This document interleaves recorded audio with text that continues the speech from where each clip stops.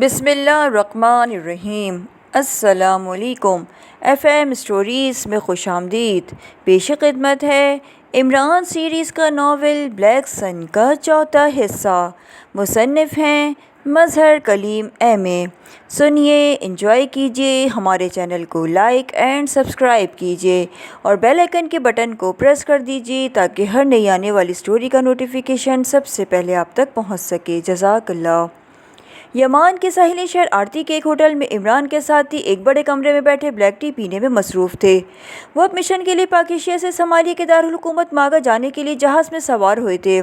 جہاز نے مسلسل پرواز کرنا تھی، لہٰذا راستے میں یمان کے بڑے ساحلی شہر آرتی میں ان کا مختصر سا اسٹاپ تھا، جہاں سے اس نے فیول لینا تھا اور جہاز کے عملے نے انہیں نیچے اترنے سے منع کیا، لیکن عمران نے انہیں بتایا کہ وہ مزید سفر نہیں کرنا چاہتے، چند روز آرتی میں رہ کر پھر آگے جائیں گے۔ چنانچہ وہ سب جہاز سے اتر کر ایئرپورٹ کے پبلک لاؤنج میں پہنچ گئے۔ ان کے پاس سامان بہت مختصر سا تھا جسے جہاز سے ڈی لوڈ کرا لیا گیا تھا، اور پھر عمران نے ایئرپورٹ سے ہی فون کر کے آرتی کے معروف برج ہوٹل میں اپنے اور اپنے ساتھیوں کے لیے کمرے الاٹ کرا لیے اور ایئرپورٹ سے ٹیکسیوں میں بیٹھ کر یہاں ہوٹل پہنچ گئے تھے۔ عمران انہیں ہوٹل چھوڑ کر خود باہر چلا گیا تھا اور اب رات پڑنے والی تھی، لیکن ابھی تک عمران کی واپسی نہیں ہوئی تھی۔ یوں راستے میں قوموں کا ڈراپ ہو جانا حماقت ہے، تنویر نے چائے کا گھونٹ لیتے ہوئے کہا۔ یہ اس کی کوئی خاص پلاننگ ہوگی، وہ بتا تو نہیں، بس اپنی پلاننگ پر اچانک عمل کر دیتا ہے، جولیا نے کہا۔ کیا پلاننگ ہو سکتی ہے؟ ماگا تو ابھی بہت دور ہے، اور پھر اگر اس نے آرتی میں ہی ڈراپ ہونا تھا تو ہم آرتی کی ٹکٹ لیتے، تنویر نے کہا۔ یہی تو پلاننگ ہوتی ہے۔ عمران صاحب اصل چہرے میں ہیں، اس کا مطلب ہے کہ انہیں اطلاع مل گئی ہوگی کہ ان کی نگرانی کی جا رہی ہے۔ چنانچہ وہ بغیر میک اپ کے ایئرپورٹ پہنچے اور بکنگ ماگا کی کرائی، حالانکہ ایسی پروازیں بھی شیڈول ہوتی ہیں جو ماگا سے آگے جاتی تھی، لیکن عمران صاحب نے خصوصاً اس فلائٹ میں بکنگ کرائی جو پاک ایشیا سے براہ راست ماگا جاتی ہے۔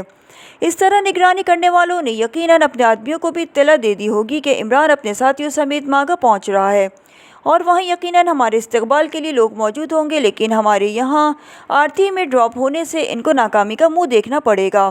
دوسری بات یہ ہے کہ ماگا اتنا بڑا شہر نہیں ہے کہ جہاں اجنبی افراد کو تلاش نہ کیا جا سکے، اور نہ ہی ایسا شہر ہے جہاں دیگر ممالک کے سیاح ذوق و شوق سے آتے جاتے رہتے ہو، اس لیے تم جو میک اپ چاہو کر لو، بہرحال تم آسانی سے چیک ہو جاؤ گے۔ اس لیے عمران صاحب اچانک یہاں ڈراپ ہو گئے، اور میرا خیال ہے کہ اب وہ ماگا میں ہمارے لیے فول پروف انتظامات کرانے کے لیے بھاگ دوڑ کر رہے ہوں گے، کیپٹن شکیل نے تفصیل سے تجزیہ کرتے ہوئے کہا۔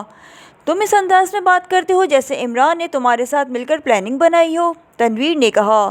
عمران صاحب کا ذہن عام ذہنوں سے ہٹ کر ہے، وہ جس انداز میں سوچتے ہیں اگر تمہیں اس انداز کا علم ہو جائے تو پھر تم بھی ان کے انداز میں سوچتے ہوئے ان کے بارے میں جان سکتے ہو، کیپٹن شکیل نے کہا، اور سب نے اس بات میں سر ہلا دیے۔ اب اصل مشن کیا ہے کیا؟ یہ تو ہمیں معلوم ہی نہیں، صالحہ نے کہا۔ مشن اس خفیہ جزیرے کو تلاش کر کے اسے تباہ کرنا ہے تاکہ پاکیشی فارمولے پر کارروائی نہ ہو سکے، صفدر نے کہا۔ اس میں میرا مشن بھی شامل کر لو، بلیک کلب سے منسلک کاشفا کے مجرم رچرڈ اور جیکسن ہیں، ان کو ان کے جرم کی سزا بھی دینی ہے، تنویر نے کہا۔ کاشفا سے تمہیں اتنی ہمدردی کیوں ہو گئی ہے؟ صالح نے مسکراتے ہوئے کہا۔ تم نے خود ہی تو اس کی سفارش کی ہے اور اب خود ہی ایسی بات کر رہی ہو، تنویر نے برا سا منہ بناتے ہوئے کہا۔ میں نے تو تمہیں یہ نہیں کہا تھا کہ تم کاشفا کے لیے صومالیہ پہنچ جاؤ، یہیں راڈر کو سزا مل گئی، اتنا ہی کافی ہے، صالح نے جواب دیتے ہوئے کہا۔ میں خاص طور پر تو اس کے لیے یہاں نہیں آیا، اب اگر مقدر سے آ گیا ہوں تو کام مکمل کر کے ہی جاؤں گا، تنویر نے جواب دیا۔ بڑی خوش قسمت ہے یہ خاتون، کیا نام بتایا ہے اس کا؟ ہاں، کاشفا، جس کا تنویر کو اس قدر خیال ہے، صفدر نے مسکراتے ہوئے کہا۔ میں صرف صالح کی وجہ سے سب کچھ کر رہا ہوں، تنویر نے غصیلے لہجے میں کہا۔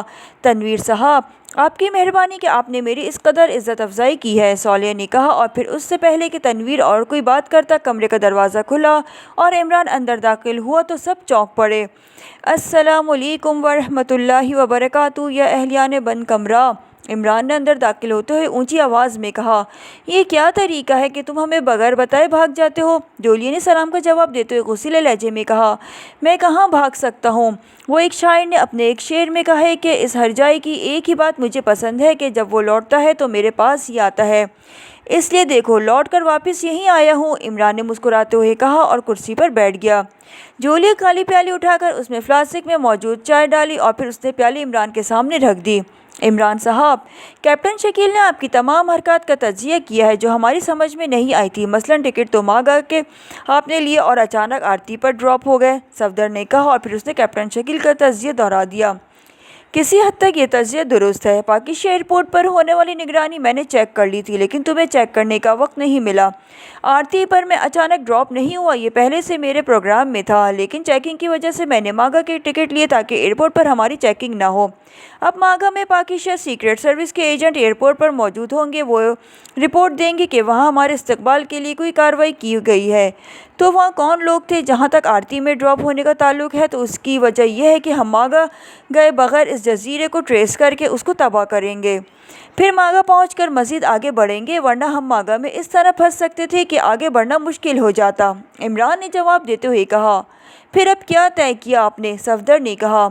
मैंने अब तक जो मालूमात हासिल की हैं उनके मुताबिक मागा के करीब खुले समंदर में 3 ऐसे जजीरे हैं जिन्हें खुफिया कहा जा सकता है, क्योंकि इन जजीरों पर मुस्तकिल आबादी नहीं है, घने जंगल हैं, और सबसे अहम बात यह है कि इसे ऐसे समंदरी इलाके में वाक़ है जिसे वार्म वाटर कहा जाता है, और यहाँ हर वक्त तूफ़ानी लहरों का बेहद ज़ोर रहता है। इसलिए इन जजीरों के करीब जाना भी खासा मुश्किल और ख़तरनाक काम है। इस वार्म वाटर की वजह से इन जजीरों पर किसी मुल्क ने आज तक कब्ज़ा नहीं किया, क्योंकि ये तूफ़ानी लहरें अचानक पैदा होती हैं, फिर ज़ोर पकड़ती चली जाती हैं। ये इस कदर खौफनाक लहरें होती हैं कि बड़े बड़े बहरी जहाज़ों के परखचे उड़ जाते हैं, फिर बहुत देर तक ये समंदर से टकराती रहती हैं। इन तीनों जजीरों के अलावा और तमाम जजीरे किसी न किसी मुल्क के कब्ज़े में हैं। वहाँ मुस्तकिल आबादियाँ हैं और उनके नाम भी दुनिया जानती है। इमरान ने कहा।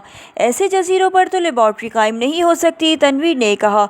क्यों नहीं हो सकती? अगर आमदोरफ़्त बज़रिए हेलीकॉप्टर हो तो वह काम हो सकता है, लेकिन इन तीनों जजीरों में से किस पर लेबॉर्ट्री है इसका पता चलाना मुश्किल काम है। मैंने एक आदमी के ज़िम्मे लगाया है कि वो किसी ऐसे आदमी को तलाश करे जो इसे समंदर में जाता आता रहा हो और उनके जजीरों के बारे में भी जानता हो। अगर ऐसा आदमी मिल जाए तो उससे सवाल जवाब किए जा सकते हैं और ऐसे शवाहिद मिल सकते हैं कि किस जजीरे को टारगेट बनाया जाए। इमरान ने कहा। मेरा ख्याल है कि इस बार तुमने गलत प्लानिंग की है। तनवीर ने कहा तो इमरान समेत सब उसकी तरफ हैरत भरी नज़रों से देखने लगे। वजह? इमरान ने संजीदा लहजे में कहा। इस तरह इस जजीरे को तलाश करना तकरीबन नामुमकिन है, जबकि हमें मालूम है कि मागा में वाक़े ब्लैक क्लब का मालिक और जनरल मैनेजर रॉल्फ इस बारे में सब कुछ जानता है और इसका वहाँ होल्ड होगा। हम जाकर उसकी गर्दन पकड़ लेंगे तो सब कुछ सामने आ जाएगा। तनवीर ने कहा। गुड, तुम्हारा ख्याल बिल्कुल दुरुस्त है। वाकई आसान और सीधा रास्ता है, लेकिन तुमने तो खुद ही कहा था कि मागा में उन लोगों का होल्ड है। हमें जजीरे के बारे में तो मालूम हो जाता, लेकिन हम वहाँ फंस कर रह जाते। हमें भी अपना मिशन मुकम्मल करने से पहले वहाँ कत्ल आम करना पड़ता और ऐसी सूरत में हुकूमत और पुलिस हमारे पीछे लग जाती। इसलिए मैंने सोचा कि अगर पहले हम जजीरे को तलाश कर लें तो मिशन मुकम्मल करने के बाद फिर इस रॉल्फ से आसानी से निपटा जा सकता है। इमरान ने कहा। तो सब ने उसकी तायद में सर हिला दिया। फिर उसने सबको रात का खाना खिलाया और चाय वगैरह पीने के बाद वापस अपने कमरों की तरफ जाते रहे और एक वेटर तेज़ तेज़ चलता हुआ इमरान के करीब आया। सर, आपके मागा से मुसलसल कॉल आ रही है, लेकिन आपका कमरा बंद है, कॉल अटेंड नहीं की जा रही। वेटर ने करीब आकर मौदबाना लहजे में कहा। ओह अच्छा, ठीक है, शुक्रिया। इमरान ने कहा तो वेटर वापस मुड़ गया, जबकि इमरान अपने साथियों समेत तेज़ तेज़ कदम उठाता हुआ अपने कमरे की तरफ बढ़ गया। फ़्लाइट पहुंच चुकी होगी, इस बारे में रिपोर्ट देने के लिए कॉल की जा रही होगी, इमरान ने कहा और कमरे में दाखिल होकर उसने रिसीवर उठाया और साइड पर मौजूद एक बटन प्रेस कर दिया। Hotel exchange. बटन प्रेस होते ही एक नुस्वानी आवाज़ सुनाई दी। मागा से आने वाली मेरी कॉल थ्रो करो, इमरान ने कहा, क्योंकि उसे मालूम था कि एक्सचेंज को मालूम होगा कि किस कमरे और किस नंबर पर वो बात कर रहा है। हेलो, पूरम बोल रहा हूँ यहाँ मागा से। कुछ देर बाद एक मर्दाना आवाज़ सुनाई दी। चूँकि कॉल का सुनकर इमरान के तमाम साथी उसके साथ अंदर आ गए थे, इसलिए इमरान ने लाउडर का बटन भी प्रेस कर दिया था, इसलिए दूसरी तरफ से आने वाली आवाज़ सबको बखूबी सुनाई दे रही थी। यस, क्या रिपोर्ट है? मागा एयरपोर्ट के बारे में इमरान ने कहा। फ़्लाइट एयरपोर्ट पहुँच ही नहीं सकी, वो रास्ते में ही तबाह हो गई है या कर दी गई है। दूसरी तरफ से पूरम ने कहा तो इमरान तो क्या, उसके सारे साथी भी बेख्तियार उछल पड़े। ये क्या कह रहे हो? क्या मतलब? ये कैसे हो सकता है? इमरान ने हकीकतन बौखलाए हुए लहजे में कहा। शायद उसके जहन में भी नहीं था कि ऐसा भी हो सकता है। मैं दुरुस्त कह रहा हूँ, फ़्लाइट मागा एयरपोर्ट पहुँचने से पहले बहरीन में फ़िज़ा में ही तबाह हो गई है। अब तक जो इब्तदाई तहकीकात हुई है उनके मुताबिक नीचे से जहाज़ पर मिज़ाइल फायर किया गया है और इस मिज़ाइल से पूरा जहाज़ लाखों टुकड़ों में तब्दील हो गया है। 112 मुसाफिर और अमले के तमाम अफराद हलाक हो गए हैं। पुलिस ने तफ्तीश का दायरा वसी कर दिया और जल्द ही असल मुलजिम सामने आ जाएंगे। पूरम ने तफसील बताते हुए कहा। तुम्हारा ज़ाती ख्याल क्या है? कौन इस कदर भयानक वारदात कर सकता है? इमरान ने कहा। مجھے کہنا تو نہیں چاہیے، لیکن آپ چونکہ یہاں کے نہیں ہیں اس لیے بتا دیتا ہوں کہ میرا ذاتی خیال ہے کہ اس کریشنگ میں کارلوس گروپ ملوث ہوگا۔ کارلوس گروپ، اس کے پاس تیز رفتار چھوٹے بحری جہاز ہیں اور یہ اکثر سمندری بحری جہازوں کا تمام سامان لوٹ لیتے ہیں، انسانوں کو ہلاک کر کے جہاز کو بھی میزائلوں سے تباہ کر دیتے ہیں۔ سنا ہے کہ ان کے تعلقات چونکہ صومالیہ کے ہر بڑے گروہ سے ہیں، اس لیے پولیس نہ انہیں پکڑتی ہے اور نہ ہی انہیں کوئی سزا ملتی ہے، بلکہ کہا جاتا ہے کہ پریزیڈنٹ ان سے باقاعدہ حصہ لیتا ہے اور یہ حصہ ایکویریم میں رکھا جاتا ہے۔ پورم نے جواب دیتے ہوئے کہا، اوکے تھینک یو، عمران نے کہا، اور ریسیور رکھ کر جب اس نے اپنے ساتھیوں کی طرف دیکھا تو وہ بھی اس طرح منجمد ہو کر بیٹھے تھے جیسے چابی سے چلنے والا کھلونا چابی ختم ہو جانے پر اچانک رک جاتا ہے۔ کیا ہوا؟ عمران نے حیران ہوتے ہوئے کہا۔ عمران صاحب، اگر آپ آرتی میں نہ ڈراپ ہوتے تو اس وقت ہمارے جسموں کے بھی ٹکڑے سمندر میں تیر رہے ہوتے، صفدر نے بڑے ڈھیلے سے لہجے میں کہا۔ مجھے یقین ہے کہ عمران کو پہلے سے اس معاملے کا علم تھا، اس لیے یہ یہاں ڈراپ ہو گیا، لیکن اس نے ہمیں نہیں بتایا، تنویر نے کہا۔ نہیں، مجھے معلوم نہیں تھا اور نہ ہی مجھے ایسا خیال آیا تھا، کیونکہ مسافر برادر، طیارے کو فضا میں تباہ کرنا بہت بڑا جرم ہے۔ اس واقعے کی وجہ سے 112 افراد جان سے ہاتھ دھو بیٹھے ہیں۔ یہ اتنا بڑا واقعہ ہے کہ حکومتیں ہل جاتی ہیں، اس لیے یہ ایک عام مجرم ایسا سوچ بھی نہیں سکتا، لیکن ان لوگوں نے کارروائی کر کے ہمیں بتا دیا کہ یہ لوگ ہمارے خلاف آخری حد تک بھی جا سکتے ہیں، اور اب اس پیغام کے ملنے کے بعد ہمیں بھی یہ حق حاصل ہو گیا ہے کہ ہم بھی ان کے خلاف آخری حد تک جائیں، عمران نے سرد لہجے میں کہا۔ عمران صاحب، کیا انہیں معلوم نہیں ہوگا کہ ہم آرتی میں ڈراپ ہو گئے ہیں؟ صالح نے کہا۔ اگر انہیں معلوم ہو جاتا تو اتنی بڑی کارروائی نہ کرتے، یہ بات یقینی ہے، عمران نے جواب دیتے ہوئے کہا۔ اس کا مطلب ہے کہ آپ مطمئن ہو جائیں کہ ہم طیارے کے حادثے میں ہلاک ہو چکے ہیں، جولیا نے کہا۔ اگر انہوں نے آرتی ایئرپورٹ پر کاغذات چیک کیے تو انہیں اطلاع مل جائے گی کہ ہم یہاں ڈراپ ہو چکے ہیں، دوسری صورت میں وہ اس وقت پاکی شہر سروس کے خاتمے کا جشن منا رہے ہوں گے، عمران نے جواب دیا۔ عمران صاحب، کیا اس طیارے والے حادثے کے پیچھے بھی بلیک سن کا ہاتھ ہوگا؟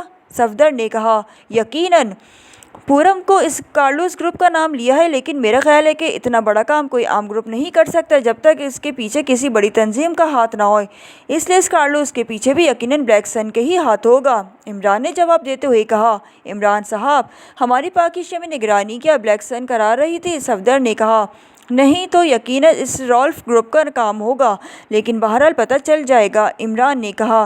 اب آپ کا کیا پروگرام ہے؟ میرا خیال ہے کہ جزیرے کو ٹریس کرنے سے پہلے ان شفاق قاتلوں کے گروپ سے نمٹ لیا جائے، صفدر نے کہا۔ میں کوشش کرتا ہوں کہ ہمیں کوئی ایسا راستہ مل جائے جس سے وہ دونوں کام ہو جائیں، عمران نے کہا، اور ریسیور اٹھا کر اس نے فون سیٹ پر موجود ایک بٹن پریس کر کے اسے ڈائریکٹ کیا اور پھر انکوائری کے نمبر پریس کر دیے۔ چونکہ اقوام متحدہ کے تحت پوری دنیا میں انکوائری کا ایک ہی نمبر رکھا جاتا ہے، اس لیے انکوائری کا نمبر کسی بھی ملک میں جا کر پوچھنے کی ضرورت نہیں ہوتی۔ یس انکوائری پلیز، ایک نسوانی آواز سنائی دی۔ یہاں سے صومالیہ اور اس کے دارالحکومت ماگا کے رابطے نمبر دیں، عمران نے کہا، تو دوسری طرف سے فوراً ہی دونوں نمبر بتا دیے گئے۔ عمران نے کریڈل دبایا، پھر ٹون آنے پر اس نے نمبر پریس کرنے شروع کر دیے۔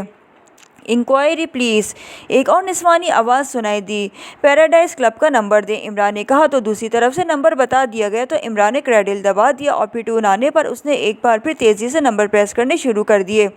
یس پیراڈائز کلب، رابطہ ہوتے ایک مردانہ آواز سنائی دی۔ چونکہ عمران نے لاؤڈر کا بٹن پہلے ہی پریس کر رکھا تھا، اس لیے دوسری طرف سے آنے والی آواز سب کے کانوں تک بخوبی پہنچ رہی تھی۔ راجر سے بات کر رہا ہوں، میں پرنس آف ڈم بول رہا ہوں، عمران نے کہا۔ ڈمپ، یہ کیا ہے؟ دوسری طرف سے حیرت بھرے لہجے میں کہا گیا۔ یہ کوئی ہمالیہ کی ایک آزاد ریاست ہے، راجر کو معلوم ہے، جلدی بات کراؤ، عمران نے کہا۔ ہولڈ کریں، دوسری طرف سے کہا گیا۔ ہیلو، راجر بول رہا ہوں، چند لمحوں بعد ایک اور مردانہ آواز سنائی دی، لہجہ خاصا سخت تھا۔ پاکی شہر سے ٹائیگر کے نے روڈ اسٹار کے کریملن کے رابطے سے آپ سے بات کرنی تھی اور پرنس آف ڈم کا تعارف کرایا گیا تھا، آپ کو یاد ہے؟ عمران نے کہا۔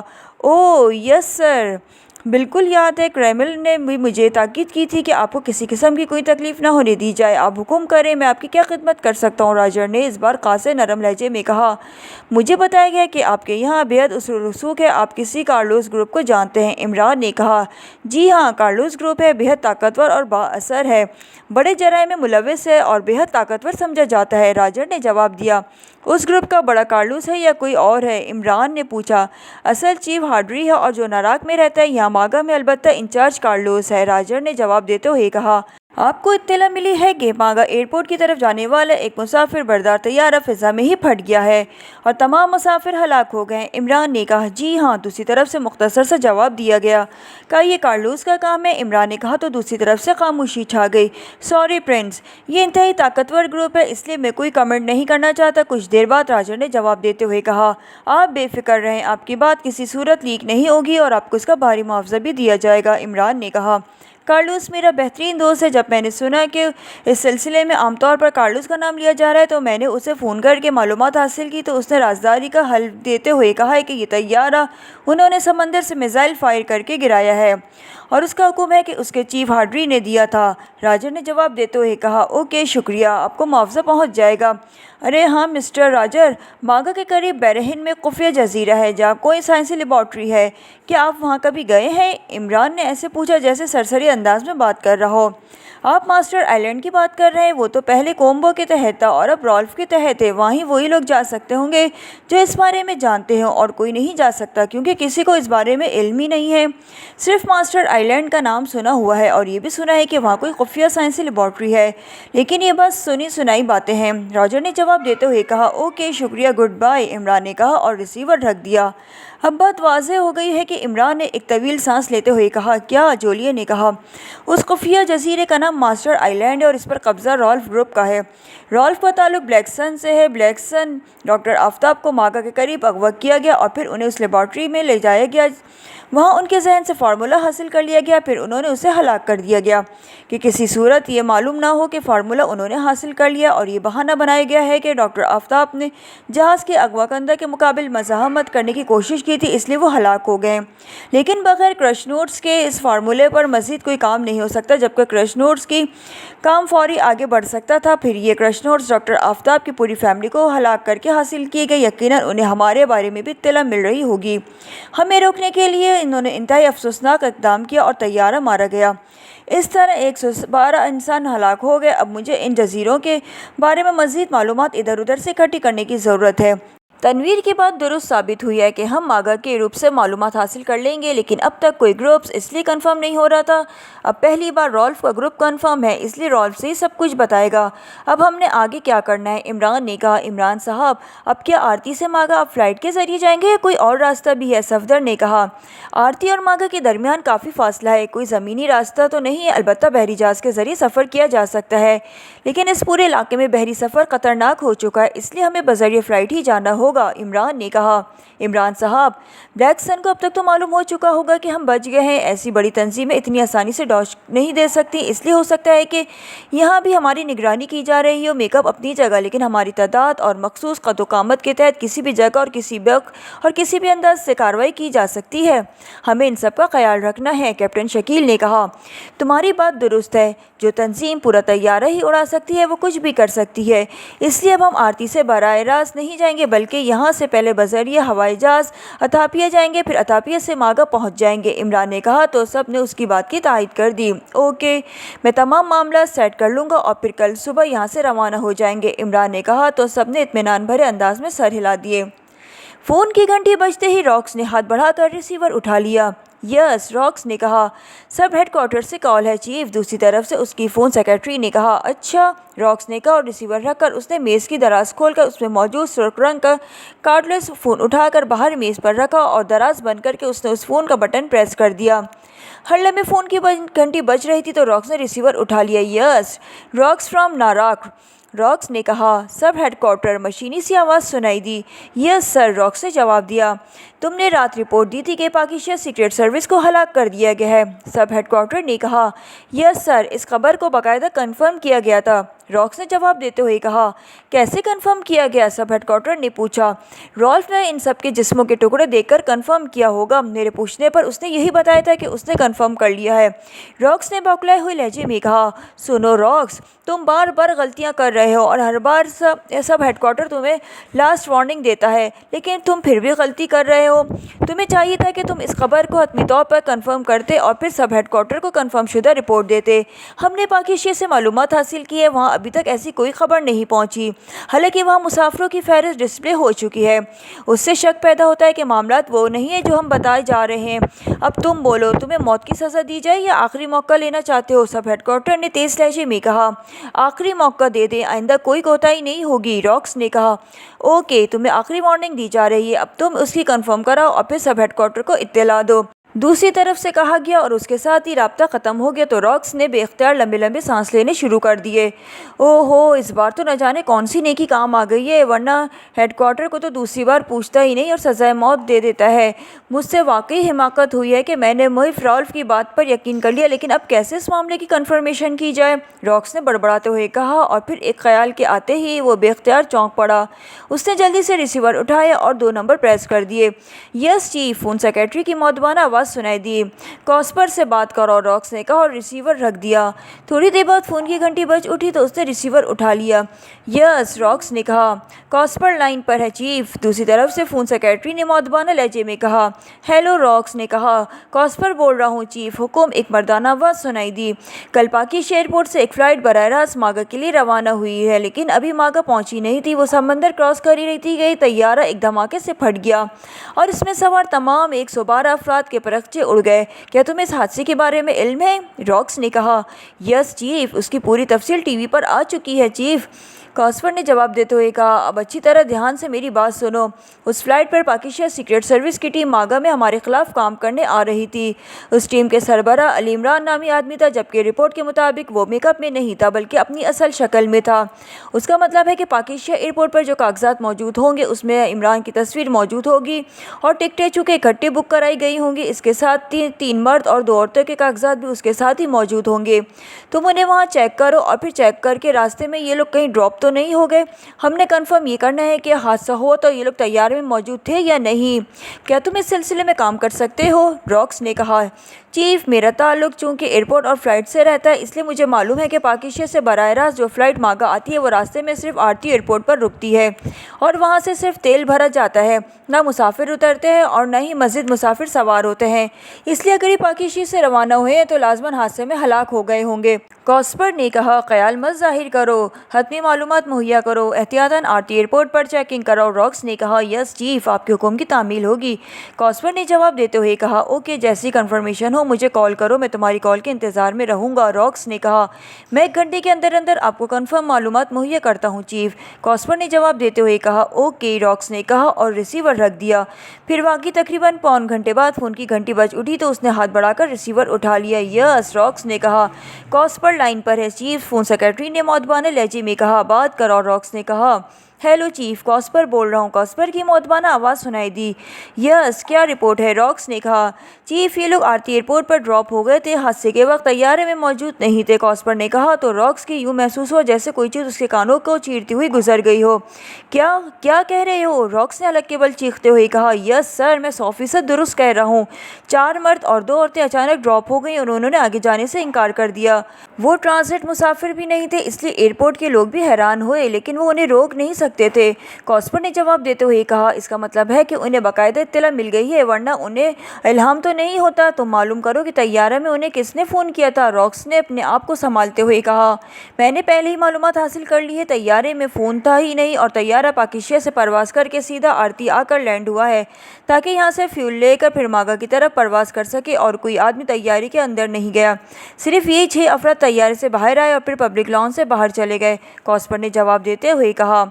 वेरी बैड, ये तो बहुत बुरा हुआ है, ये इंतहाई संगीन इक़दाम किया गया, 100 से ज़ायद अफराद भी हलाक हो गए, इतना भारी मुआवजा भी अदा किया गया और जिनके लिए सब कुछ किया गया वो जिंदा सलामत इत्मीनान से घूम फिर रहे हैं। वेरी बैड, रॉक्स ने रो देने वाले लहजे में कहा। यस बॉस, आप दुरुस्त कह रहे हैं, कॉस्पर ने कहा।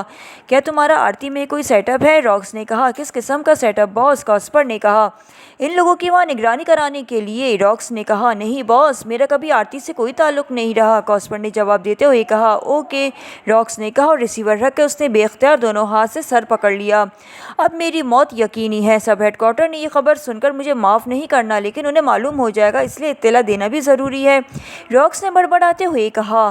फिर उसने मेज़ की दराज खोलकर उसमें से सुर्ख रंग का फ़ोन निकाला और उसका एक बटन प्रेस कर दिया। थोड़ी देर बाद फ़ोन की घंटी बज उठी। उस फ़ोन का ताल्लुक मखसूस नंबर से تھا। بٹن دبنے سے سب ہیڈ کوارٹر کو اطلاع مل جاتی ہوتی کہ انہیں کال کیا جا رہا ہے، پھر وہ خود فون کرتے تھے۔ اس طرح ان کا نمبر کسی کے پاس نہ تھا۔ اب بھی سب ہیڈ کوارٹر سے کال کی گئی تھی۔ راکس بول رہا ہوں، راکس نے انتہائی مؤدبانہ لہجے میں کہا۔ کیا رپورٹ ہے؟ دوسری طرف سے مشینی سی آواز سنائی دی تو راکس نے کاسپر کی پوری رپورٹ تفصیل سے بتا دی، لیکن اس کا رنگ زرد پڑ گیا تھا کیونکہ اسے یقین تھا کہ کسی بھی لمحے موت اس کی پروار ہو سکتی ہے۔ سب ہیڈ کوارٹر نے اپنے وسیع ذرائع ہوتے ہیں اور ہم اپنے آدمیوں کی کارکردگی کو بھی چیک کرتے رہتے ہیں۔ ہمیں اطلاع مل گئی تھی کہ اس لیے سب ہیڈ کوارٹر نے تمہیں کنفرمیشن کے لیے کہا تھا۔ تم نے چونکہ سب کچھ خود ہی بتا دیا، اس لیے تمہاری یہ کوتاہی بھی معاف کی جاتی ہے، لیکن یہ بات سن لو کہ پاکستان سیکرٹ سروس کا خاتمہ نہ ہوا تو پھر تمہارا اور تمہارے پورے گروپ کا خاتمہ یقینی ہو جائے گا۔ مشینی آواز میں کہا گیا تو اس کے ساتھ ہی رابطہ ختم ہو گیا تو راکس نے ایک بار پھر لمبے لمبے سانس لیتے ہوئے ریسیور رکھ دیا۔ اب اس سروس کا خاتمہ کیسے کیا جائے؟ راکس نے اونچی آواز میں بڑبڑاتے ہوئے کہا، اور اس کے ساتھ ہی اس کے ذہن میں ایک خیال آیا تو وہ بے اختیار چونک پڑا۔ اس نے ریسیور اٹھایا اور 2 نمبر پریس کر دیے۔ یس باس، فون سیکرٹری کی مؤدبانہ آواز سنائی دی۔ ٹموتی سے بات کراؤ، ماگا والے ٹموتی سے، راکس نے کہا۔ یس باس، دوسری طرف سے کہا گیا تو راکس نے ریسیور رکھ دیا۔ تھوڑی دیر بعد فون کی گھنٹی بج اٹھی تو اس نے ریسیور اٹھا لیا۔ یس، راکس نے اپنے مخصوص انداز میں کہا۔ ٹموتی سے بات کریں باس، فون سیکرٹری نے کہا۔ ہیلو ٹموتی، میں راکس بول رہا ہوں ناراگ سے، راکس نے کہا۔ آپ نے آج کیسے یاد کر لیا ٹموتی کو؟ سر، دوسری طرف سے ایک مردانہ آواز سنائی دی۔ لہجہ خاصا بھاری تھا۔ تمہارے ذمے ایک ایسا کام لگانا ہے جس کے نتیجے پر میری زندگی اور موت کا انحصار ہے، راکس نے کہا۔ یہ آپ کیا کہہ رہے ہیں؟ آپ حکم کریں، آپ کا کام یقیناً ہوگا۔ ہمیں آپ کی زندگی بہت عزیز ہے، ٹموتی نے کہا۔ بہت شکریہ، میں نے بہت سوچ سمجھ کر ہی تمہیں کال کی ہے۔ تمہارا ماگا میں بہت وسیع نیٹ ورک موجود ہے اور مجھے معلوم ہے کہ ماگا میں تمہاری نظروں سے بچ کر چڑیا بھی نہیں اڑ سکتی، راکس نے کہا۔ آپ درست کہہ رہے ہیں، ایسا ہی ہوگا، ماگا میری شاہکار ہے، ٹموتی نے بڑے فقریہ لہجے میں کہا۔ پاکستان سیکرٹ سروس کے بارے میں کچھ جانتے ہو؟ راکس نے پوچھا۔ پاکیشیا، وہ کہاں ہے؟ ٹموتی نے چونک کر کہا۔ ایشیا کا ایک ایسے مسلم ملک ہے، راکس نے جواب دیا۔ اچھا ہوگا، اس کی سیکرٹ سروس کا کیا کرنا ہے، لیکن میرا نیٹ ورک تو ماگا میں، میرے آدمی پاکیشیا میں تو نہیں جا سکتے، ٹموتی نے کہا۔ میں ماگا کی ہی بات کر رہا ہوں، ایک خفیہ جزیرے پر ہماری ایک لیبارٹری ہے، وہ لوگ اس لیبارٹری کو ٹریس کرنے اور اسے تباہ کرنے آ رہے ہیں۔ ہم نے وہ ہوائی جہاز فضا میں ہی تباہ کر دیا ہے جس میں وہ سوار تھے، لیکن پھر پتہ چلا کہ وہ لوگ آرتی میں خاموشی سے اتر گئے ہیں۔ اس طرح جہاز میں تباہ ہو گیا اور وہ بھی بچ گئے، راکس نے کہا۔ اوہ ہو، تو یہ جہاز اس وجہ سے گرایا گیا تھا۔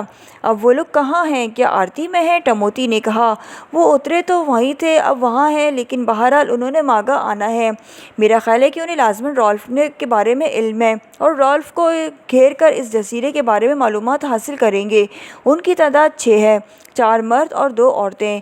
وہ یقیناً میک اپ میں ہوں گے، لیکن تمہارے پاس میک اپ چیک کرنے والے کیمرے ہوں گے تو تم انہیں چیک کرو اور جیسے ہی ایشیائی گروپ تمہیں نظر آئے انہیں گولیوں سے اڑا دو، راکس نے کہا۔ ٹھیک ہے، ایسا ہی ہوگا، آپ بے فکر رہیں، ٹموتی نے کہا۔ کتنا معاوضہ بھجوا دوں؟ راکس نے کہا۔ آپ سے صرف $10 لاکھ، صرف ٹوکن معاوضہ، ٹموتی نے کہا۔ میں تمہیں ڈبل بھجوا رہا ہوں، لیکن یہ کام تم نے لازماً کرنا ہے کیونکہ ہیڈ کوارٹر نے مجھے دھمکی دی ہے کہ اگر پاکستان سیکرٹ سروس زندہ رہی تو وہ مجھے ہلاک کر دیں گے، اور اگر میں زندہ رہنا چاہتا ہوں تو پھر پاکستان سیکرٹ سروس کو ہلاک ہونا پڑے گا، اس لیے معاوضے کی فکر مت کرو، انہیں ہر صورت میں ماگا میں ہلاک ہونا ہے، راکس نے کہا۔ تم فکر مت کرو، میں نے اس کام کے لیے صحیح آدمی کا انتخاب کیا ہے، جلدی تمہیں خوشخبری مل جائے گی، ٹموتی نے کہا، اور اس کے ساتھ ہی اس نے اپنا بینک اکاؤنٹ اور بینک کے بارے میں تفصیل بتا دی، اور رابطہ ختم ہو گیا تو اس نے راکس نے معاوضہ بھجوانے کے احکامات دینے شروع کر دیے اور پھر ایک طویل سانس لیتے ہوئے ریسیور رکھ دیا۔ اب اس کے چہرے پر اطمینان موجود تھا کیونکہ اسے ٹموتی کی کارکردگی اور اس کے مخبری کے وسیع نیٹ ورک کا بخوبی علم تھا۔ عمران اپنے ساتھیوں سمیت ماگا پہنچ چکا تھا۔ وہ سب اس وقت ایکریمین میک اپ میں تھے کیونکہ یہاں ایکریمین کا خاصا احترام کیا جاتا تھا، ایک تو اس لیے کہ افریقی لوگ ایکریمین لوگوں سے خوفزدہ رہتے تھے، دوسرا ایکریمین کرنسی ڈالر بہت طاقتور کرنسی تھی اور یہاں تو ایک لحاظ سے اس کی پوجا کی جاتی تھی۔ اگر کوئی ایکریمین کسی مقامی کو $1 بھی بخشش دیتا تو اس پر جان نچھاور کرنے کے لیے تیار ہو جاتا تھا کیونکہ ایکریمین $1 مقامی طور پر خاصی بڑی کرنسی میں تبدیل ہو جایا کرتا تھا۔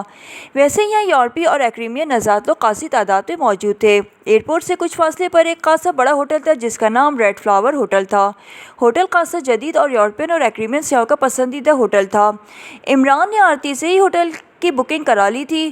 اس وقت یہ لوگ اس ہوٹل کے ایک کمرے میں موجود تھے۔ عمران نے سب کے لیے شراب منگوائی تھی لیکن اس شراب کو واش روم کے کموڈ میں ڈال دیا گیا۔ ऐसे इसलिए किया गया ताकि किसी को शक न पड़ सके, क्योंकि यूरोपियन और एक्रीमियन शराब पीने के आदी थे, और फिर इमरान को खदशा था कि आरती में ड्रॉप होने के बारे में। अगर ब्लैक सन को इत्तला मिल गई होगी तो यहाँ उनकी तलाशी की जा रही होगी। वो सब इस वक्त एक कमरे में मौजूद थे। इमरान साहब, सफदर ने कहा। सॉरी मिस्टर डेवर्ट, मेरा नाम माइकल है। इमरान ने उसे टोकते हुए कहा। सॉरी मिस्टर माइकल, अब क्या प्रोग्राम है आपका? सफदर ने कहा। आप लोग यहाँ बैठकर गपशप करें, मैं और जूलिया ज़रा घाट का चक्कर लगाकर आते हैं। वापसी पर हम रॉल्फ के ब्लैक क्लब को भी चेक कर लेंगे। इमरान ने कहा। आपने रॉल्फ से क्या मालूम करना है? क्या उस जजीरे से मुतालिक है डॉक्टर आफ्ताब की हलाकत के बारे में? सफदर ने कहा। जब डॉक्टर आफ्ताब को हलाक किया गया था, इस वक्त क्लब का इंचार्ज कॉम्बो था, रॉल्फ नहीं था। इसलिए रॉल्फ से इस लेबॉर्ट्री के बारे में मालूमात हासिल करनी है ताकि इस लेबॉर्ट्री पर मज़ीद काम किया जा सके। इमरान ने कहा।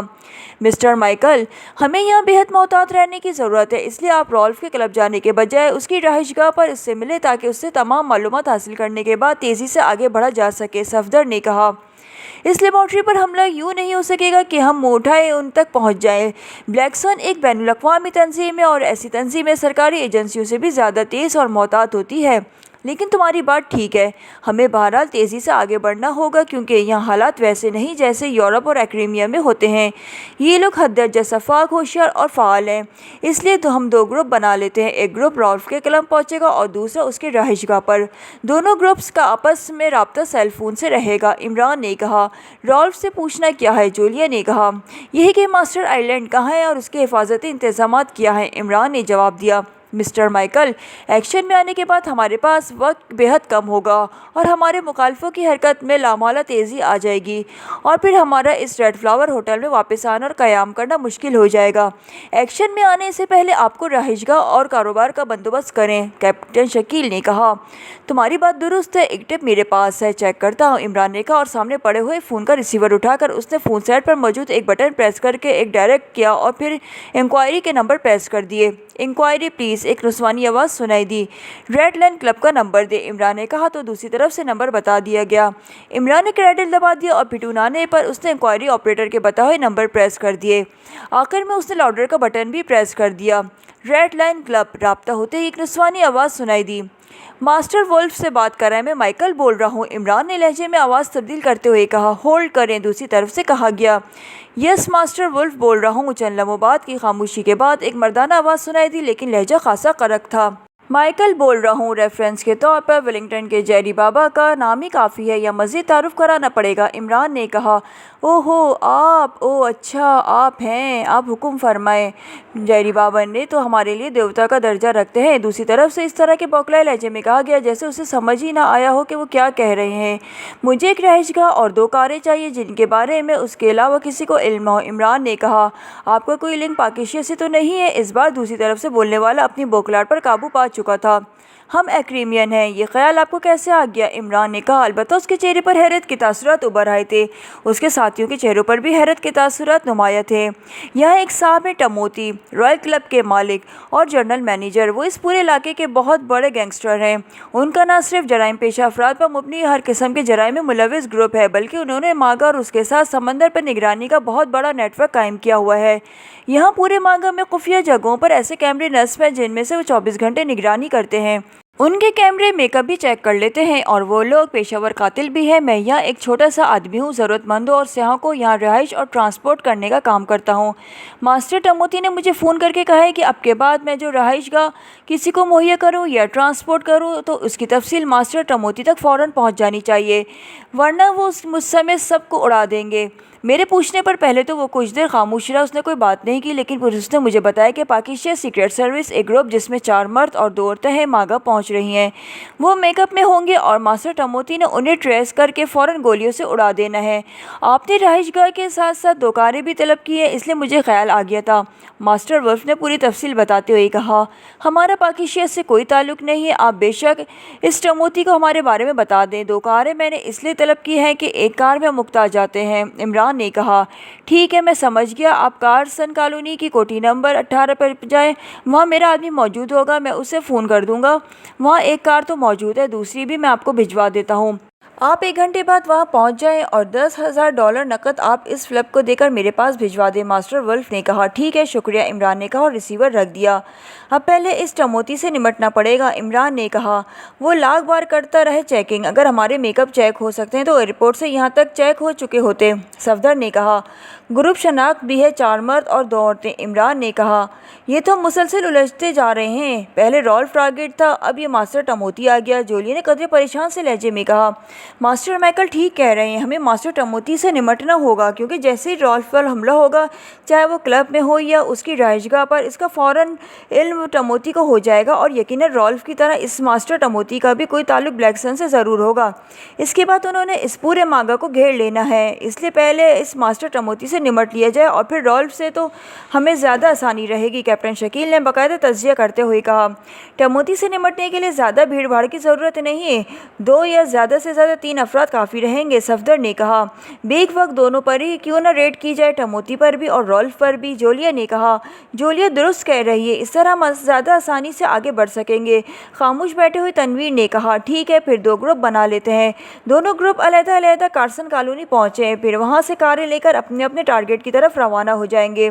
तनवीर कैप्टन शकील और सौलिया एक ग्रुप लीडर तनवीर होगा, क्योंकि यहाँ उसका मखसूस अंदाज इस्तेमाल होगा, और जोलिया सफदर और मैं दूसरा ग्रुप।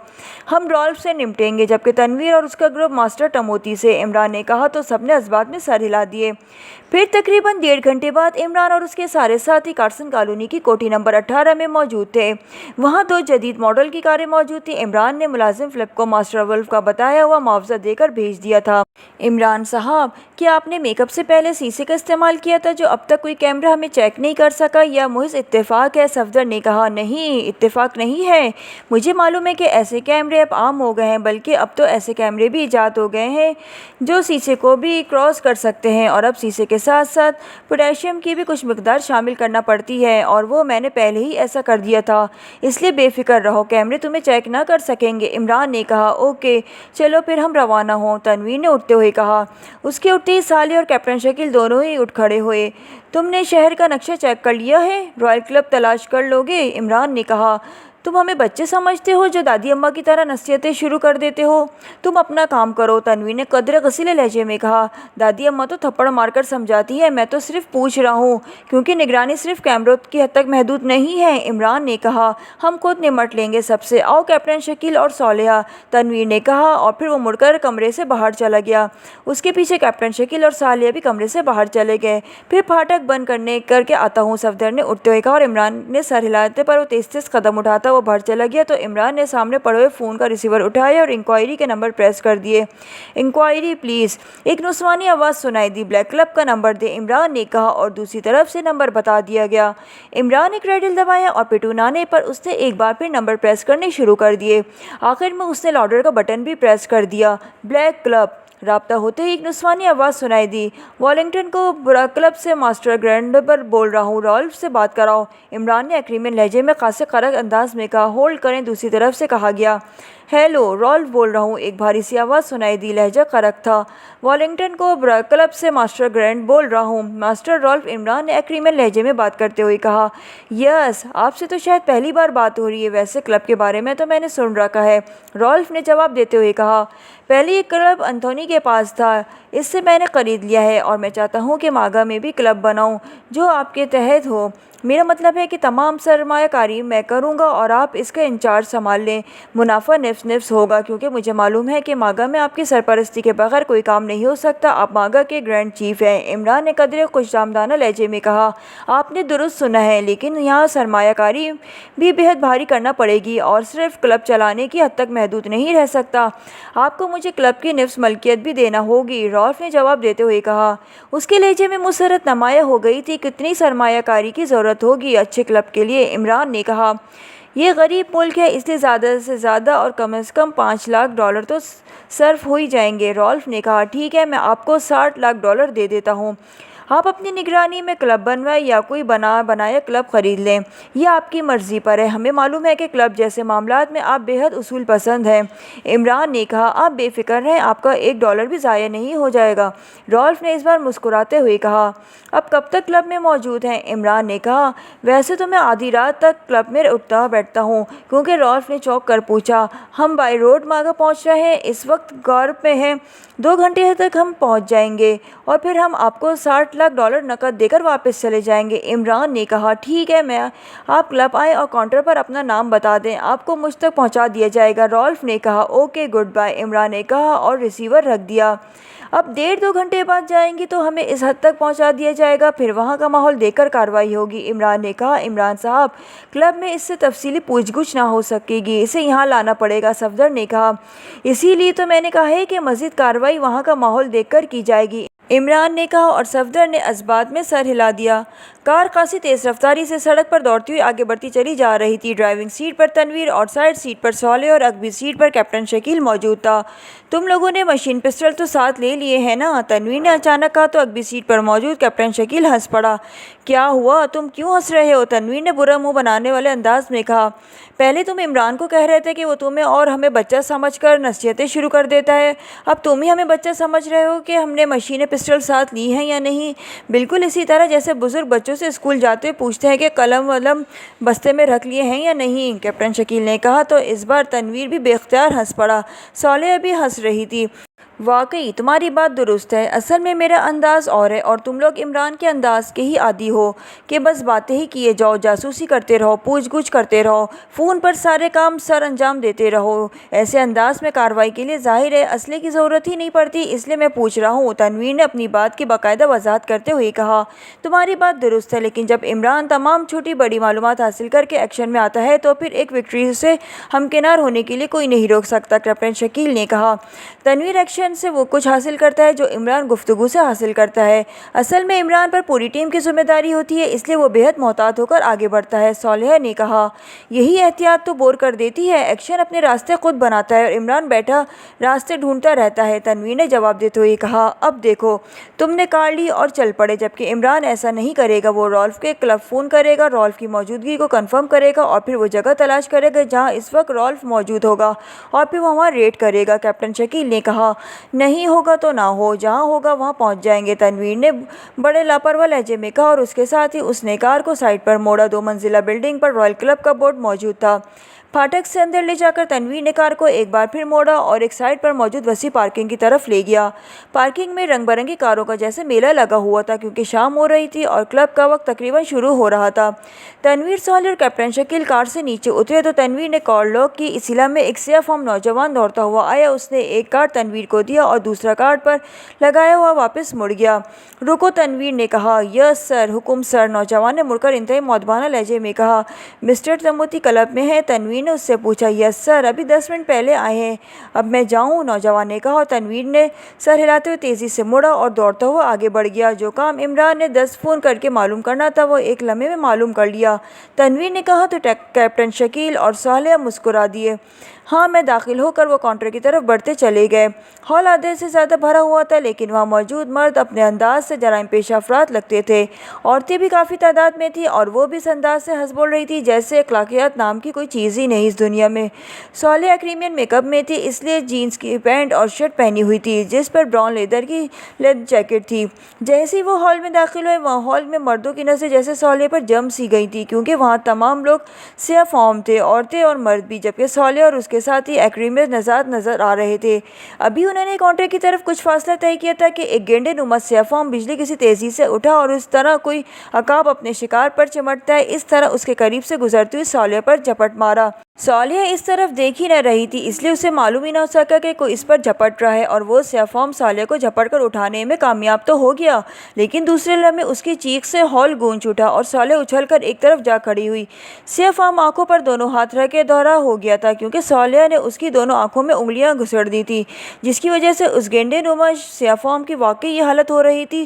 ابھی اس کی چیخ گونج ہی رہی تھی کہ فائرنگ کی ترتراہٹ سے ہال گونج اٹھا اور دہرا ہوا سیاہ فام ایک دھماکے سے پش کیبل فرش پر جا گرا اور چند لمحے تڑپنے کے بعد ساخت ہو گیا۔ اس کی دونوں آنکھیں شدید زخمی نظر آ رہی تھی۔ یہ فائرنگ تنویر کی طرف سے ہوئی تھی۔ خبردار، اگر کسی نے کوئی حرکت کی تو پورے کلب کو بموں سے اڑا دیں گے، تنویر نے فائرنگ کرتے ہوئے چیخ کر کہا، لیکن ابھی اس کا فکر ختم ہی ہوا تھا کہ ہال میں ایک بار پھر فائرنگ تڑاک کی انسانی چیخوں سے گونج اٹھا۔ یہ فائرنگ کیپٹن شکیل کی طرف سے ہوئی تھی۔ دو مسلح آدمی ہال کے سامنے والی دیوار کے ساتھ کھڑے ہوئے تھے اور انہوں نے تنویر، کیپٹن شکیل اور صالح کی طرف گنیں سیدھی کر دی تھی، اور اگر کیپٹن شکیل بروقت فائرنگ نہ کرتا تو یہ تینوں لازماً ہرٹ ہو جاتے۔ رک جاؤ، کوئی فائرنگ نہ کرے۔ اچانک سائیڈ گلی سے ایک لمبے قد اور بھاری جسم کا سیاہ فام چیختا ہوا نمودار ہوا۔ اس نے دونوں ہاتھ اٹھا کر مزید مسلح افراد کو فائرنگ سے روک دیا تھا۔ کون ہو تم اور کیوں تم نے یہاں فائرنگ کی ہے؟ اس نے مڑ کر قریب کھڑے تنویر سے بڑے بدمعاشانہ انداز میں پوچھا تو تنویر کا بازو بجلی کی سی تیزی سے گھوما اور تھپڑ کی آواز سے ارد گرد کا ماحول گونج اٹھا۔ وہ آدمی زوردار تھپڑ کھا کر بے اختیار 2 قدم پیچھے ہٹتا چلا گیا۔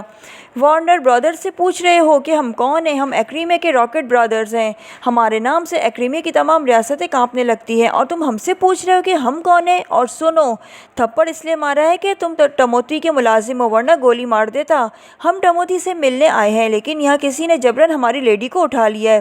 کوئی ہم پر فائر کھول رہا تھا۔ ایسا ہوتا ہے ٹموتی کے کلب میں؟ بولو، تنویر نے انتہائی گونجدار لہجے میں کہا، جبکہ وہ آدمی جس پر تھپڑ کھایا تھا گال پر ہاتھ رکھ کے بڑی کینہ زور نظروں سے تنویر اور اس کے ساتھی کو دیکھ رہا تھا۔ ہال میں جیسے موت کسی خاموشی طاری تھی۔ تم نے باس ٹموتی کا نام لے کر اپنی زندگیاں بچا لی ہے، ورنہ اب تک تمہاری لاشیں گٹر میں پڑی تیر رہی ہوتی۔ میرا نام اسٹاکر ہے اور اسٹاکر کو کسی نے پہلی بار تھپڑ مارا ہے، ورنہ اسٹاکر کا نام سن کر بڑے بڑے شورما بے ہوش ہو جاتے ہیں۔ اس آدمی نے یکلک تیز لہجے میں بولتے ہوئے کہا، تم مؤدب ہو کر بھی پوچھ سکتے تھے۔ تم نے وارنر برادر کے سامنے بدمعاشی کا مظاہرہ کیا ہے اور تم بھی ٹموتی کی وجہ سے زندہ ہو۔ تنویر نے اس سے بھی زیادہ تیز لہجے میں جواب دیتے ہوئے کہا، آؤ میرے ساتھ، میں تمہیں باس تک پہنچا دوں۔ اسٹاکر نے کہا اور واپس مڑ گیا، لیکن انتہائی تیزی سے وہ واپس مڑا اور اس نے بجلی کی سی تیزی سے تنویر کے منہ پہ تھپڑ مارنے کی کوشش کی، لیکن تنویر کو شاید پہلے سے اندازہ تھا کہ اسٹاکر کا کینہ پروا آدمی ہے، اس لیے وہ سب سے پہلے سامنے بدلہ لینے کی کوشش کرے گا۔ چنانچہ وہ بجلی کی تیزی سے پیچھے ہٹتا اور اسٹاکر کا بازو گھوم گیا، اور بازو کی سی تیزی سے گھومنے کی وجہ سے اسٹاکر خود بھی مڑ گیا تھا۔ ابھی اس کا جسم روکا ہی نہ تھا کہ کیپٹن شکیل کا بازو گھوما اور اسٹاکر کی گردن کے نچلے حصے پر اس کی کھڑی ہتھیلی کا ضرب پڑی اور بھاری جسم کا مالک اسٹاکر چیختا ہوا پہلو کے بل نیچے جا گرا۔ یہ سب کچھ اس قدر تیزی سے ہوا کہ دیکھنے والے بس پلک جھپکتے ہی رہ گئے۔ اسٹاکر نیچے گرتے جھٹکتے ہی اٹھنے کی کوشش کی، لیکن وہ وہیں پڑا رہا۔ کیپٹن شکیل نے جھک کر اس کی گردن سے پکڑا اور اس طرح گھما کر سائیڈ دیوار پر مارا جیسے بھاری جسم کا مالک ہونے کی وجہ سے کوئی ہلکا سا فٹ بال ہو، لیکن گھوم کر دیوار سے ٹکرانے کے بعد وہ نیچے گرا ضرور، لیکن پھر ایک جھٹکے سے اٹھ کھڑا ہوا اور اس نے بے اختیار ہاتھ گردن کی پشت پر رکھ لیا۔ اگر میں تمہیں ٹھیک نہ کرتا تو تم ساری عمر ایسے ہی پڑے رہ جاتے۔ دنیا کا کوئی ڈاکٹر تمہیں ٹھیک نہ کر سکتا تھا، اس لیے حماقتیں بند کرو اور اپنے باس ٹموتی کے پاس چلو، وہ خود تمہیں جو سزا دینا چاہے دے۔ تم نے وارنر برادرز کا نام سننے کے باوجود ہم پر ہاتھ اٹھانے کی کوشش کی ہے۔ چلو، کیپٹن شکیل نے قراتے ہوئے لہجے میں کہا، ان لاشوں کو گٹر میں ڈال آؤ اور تم میرے ساتھ چلو۔ واقعی کوئی خاص چیز ہے میرے ساتھ، آج سے پہلے کبھی ایسا نہیں ہوا۔ اسٹاکر گردن کو ہاتھ سے مسلسل مسلتے ہوئے کہا اور پھر مڑ کر اس کی طرف بڑھ گیا جدھر سے وہ آیا تھا۔ یہاں سے سیڑھیاں اوپر دوسری منزل پر جا رہی تھیں۔ سائڈ پر ایک لفٹ بھی موجود تھی، لیکن وہ بند تھی۔ اسٹاکر کے پیچھے تنویر، کیپٹن شکیل اور صالح سیڑھیاں چڑھ کر دوسری منزل پر پہنچ گئے۔ یہاں مشین گنوں سے مسلح 2 افراد موجود تھے۔ اسٹاکر ایک دروازے کی طرف بڑھنے لگا۔ میں یہاں کا مینیجر ہوں، یہ میرا آفس ہے، آؤ، مجھے باس ٹموتی سے اجازت لینا ہوگی، اسٹاکر نے کہا اور دروازہ کھول کر اندر داخل ہو گیا۔ تنویر، صالح اور کیپٹن شکیل تینوں اندر داخل ہو، ان کے عقب میں دروازہ خود بخود بند ہو گیا۔ اسٹاکر میز کی سائڈ سے گھوم کر عقبی طرف موجود ریوالونگ کرسی پر بیٹھ گیا، جبکہ تنویر، کیپٹن شکیل اور صالح تینوں سائڈ اور فرنٹ سائڈ کی طرف موجود کرسیوں پر بیٹھ گئے۔ اسٹاکر نے ریسیور اٹھایا اور یکے دیر بعد 3 نمبر پریس کر دیے۔ شاید لاؤڈر کا بٹن اس نے اب پریس کیا تھا، یا وہ پہلے سے ہی پریس تھا کہ دوسری طرف سے گھنٹی بجنے کی آواز سنائی دینے لگی۔ یس، ریسیور اٹھائے جانے کی آواز کے ساتھ ہی ایک خرخت اور بلند آواز سنائی دی۔ اسٹاکر بول رہا ہوں باس، اپنے آفس سے 3 ایکریمین جن میں 2 مرد اور ایک عورت ہے میرے آفس میں موجود ہیں۔ وہ کہہ رہے ہیں کہ وہ ایکریمیا کے معروف وارنر برادر ہیں اور آپ سے ملنے آئے ہیں، اسٹاکر نے مؤدبانہ لہجے میں کہا۔ لے آؤ انہیں، دوسری طرف سے کہا گیا، اور اس کے ساتھ ہی رابطہ ختم ہو گیا تو اسٹاکر نے ریسیور رکھا اور چھت سے ٹکٹ ٹکٹ کی آوازوں کے ساتھ ہی تنویر، کیپٹن شکیل اور صالح تینوں پر रंग की रोशनी सी पड़ी और तीनों के जहन कैमरे की शटर की तरह बंद होने लग गए। फिर जिस तेज़ी से उनके जहन बंद होने थे, इतनी ही तेज़ी से दोबारा रोशन हुए। उसके साथ ही तनवीर ने उठने की कोशिश की, लेकिन दूसरे लम्हे उसके जहन में धमाका सा हुआ, क्योंकि वो इस वक्त स्टार्कर के ऑफिस में नहीं थे, बल्कि ऐसा हॉलनुमा कमरा में दीवार के साथ रखी हुई कुर्सियों पर मौजूद थे जिससे उनके जिस्म रॉड से जकड़े हुए थे। उसके साथ साथ वो ये देखकर हैरान रह गए थे कि ये रॉड्स के अलावा उन्हें बाकायदा रस्सी से भी बांधा गया था। ऐसे चूँकि पहली बार हुआ था, इसलिए उनके जहनों में हैरत के तासुरात उभर आए थे। हॉल खाली था, इसलिए सामने मौजूद अकलौता दरवाज़ा बंद था। एक कोने में एक अलमारी पड़ी हुई थी जिसके डोर बंद थे। तीनों ने एक दूसरे को देखकर ये क्या है कि अल्फाज निकाले, लेकिन फिर उससे पहले कि उनकी आपस में कोई बात होती, दरवाज़ा एक धमाके से खुला और एक भैंसे की तरह पला हुआ सियाह फॉर्म, जिसके चेहरे पर बेपनाह सख्ती नज़र आ रही थी, बड़े बड़े कदम उठाता हुआ अंदर दाखिल हुआ। उसके सर पर बाल रेशम की तारों से भी ज़्यादा बारीक और घुंघराले थे। ऐसा लगता था जैसे उसने अपने सर पर स्प्रिंगा को कोई टोकरा उठाया हुआ है। उसके पीछे स्टाकर था और इन दोनों के पीछे एक और देवकामत आदमी था जिसने अपनी बेल्ट के साथ कोड़ा लटका रखा था। वो सर से बिल्कुल गंजा था। तनवीर, कैप्टन शकील और साले तीनों के सामने दो कुर्सियां पड़ी हुई थी। पहले अंदर आने वाला बड़ी तमकीनत भरे अंदाज में एक कुर्सी पर बैठ गया। बैठो, उसने बड़ी रौनियत भरे अंदाज के साथ मौजूद स्टाकर से कहा। थैंक यू बॉस, स्टाकर ने बड़े मौतवाना लहजे में कहा और बड़े एहतराम भरे अंदाज में कुर्सी पर बैठ गया, जबकि कोड़ा ब्रदर बॉस की कुर्सी के साइड में बड़े चौकन्ना अंदाज में खड़ा हो गया। तो तुम हो वो वार्नर ब्रदर्स? बॉस ने इन तीनों से मुखातिब होकर कहा। हाँ, तुम कौन हो? तनवीर ने सख्त लहजे में कहा। तो वो बॉस बेख्तियार मज़ाक उड़ाने के अंदाज में हंस पड़ा। बहुत खूब, तुम्हें शायद मालूम नहीं कि वार्नर ब्रदर के साथ मेरे बहुत गहरे ताल्लुकात हैं और मैं उनसे फ़ोन पर बात की तो उन्होंने साफ इनकार कर दिया। इसलिए अब तुम खुद बताओ कि तुम कौन हो और क्यों यहाँ आए हो? बॉस ने कहा। मैं तुम्हारा नाम पूछा था, तनवीर ने इस तरह सख्त लहजे में कहा। मेरा नाम टमोती है और ये मेरा क्लब है, रॉयल क्लब। अब बोलो, टमोती ने बड़ी रौनक भरे लहजे में कहा। तुमने हमारे साथ ये सलूक क्यों किया है? हमने तो तुमसे मिलने का कहा था और हम तुमसे मिलने आ रहे थे। तुम्हारे आदमियों ने बदमाशी दिखाई जिसका नतीजा उन्हें भुगतना पड़ा। वैसे हम वाकई वार्नर ब्रदर्स हैं। हमारा ताल्लुक एक्रीमिया की रियासत अपोलो से है। तुमने हमारे कागजात देख लिए होंगे। तुम हमारा मेकअप चेक करवा सकते हो। तुमने हमारे साथ बेहद ज्यादती की है, लेकिन हम इसे भूल सकते हैं। तनवीर ने कहा। तुम क्यों मुझसे मिलने आ रहे थे? बोलो, टमोती ने कहा। शायद उसका यही अंदाज था। हमारा ताल्लुक अपोलो की बड़ी तंजीम अपोलो मेजर से है। अपोलो मेजर असला और ड्रग बिजनेस में मुलविस है। हमारा एक आदमी हमारी तंजीम के कुछ कागजात लेकर फरार हुआ है और उसे मागा में देखा गया है। हमें मालूम है कि तुम्हारा यहाँ वसीयस नेटवर्क मौजूद है। हम तुम्हें उसे पकड़ने और उससे कागजात हासिल करने के लिए टास्क देने आए थे। तनवीर ने कहा। तुम ठीक कह रहे होगे। तुम्हारे मेकअप भी वॉश नहीं हो सकते। हालांकि स्टाकर ने जदीद मेकअप वॉशर इस्तेमाल किया है, इसलिए तुम्हें होश में लाया गया, वरना अगर तुम पाकिस्तानी होते तो तुम्हें होश में लाए बगैर गोलियों से उड़ा दिया जाता, क्योंकि यहाँ पाकिस्तानी एजेंटे को हम तलाश कर रहे हैं। लेकिन तुमने रॉयल क्लब में बदमाशी की है, इसलिए तुम्हारी सज़ा मौत है। तुम्हारी लाशें क्लब में के मेन गेट के सामने 3 रोज़ तक पड़ी सड़ती रहेंगी, ताकि सबको मालूम हो सके कि रॉयल क्लब में बदमाशी दिखाने वालों का ये हशर होता है। टमोती ने कहा और उसके साथ ही वो एक झटके से उठ खड़ा हुआ। उसके उठते ही साथ वाली कुर्सी पर बैठा स्टाकर भी उठ खड़ा हुआ। उस लड़की को आज़ाद करके उसके दोनों हाथ अकब में बांध दो और मेरे कमरे में पहुंचा दो। ये खूबसूरत लड़की है, इसे जल्दी नहीं मरना चाहिए और अगर इसने ताउन किया तो फिर ये ज़िंदा भी बच सकती है। लेकिन इन दोनों को गोलियों से उड़ा दो और उनकी लाशें क्लब के सामने फेंकवा दो। टमोती ने कहा। यस चीफ, स्टाकर ने बड़े मौदबाना लहजे में कहा। तो टमोती वापस मुड़ा और दरवाजे की तरफ बढ़ने लगा। स्टाकर उसके पीछे था और उसके बाद वो कोड़ा ब्रदर था। ये तीनों कमरे से बाहर चले गए। हम वाकई बुरी तरह फंस गए हैं। रॉड्स के साथ ये कुर्सियाँ भी बांध दी गई हैं। इनका ख्याल था कि हम पाकिस्तानी एजेंट हैं और एजेंट आम मुजरिमों से भी ज़्यादा तरबियत याफ्ता होते हैं, कैप्टन शकील ने कहा। और फिर उससे पहले कि कोई उससे इस बात का जवाब देता, दरवाज़ा खुला और स्टाकर अंदर दाखिल हुआ।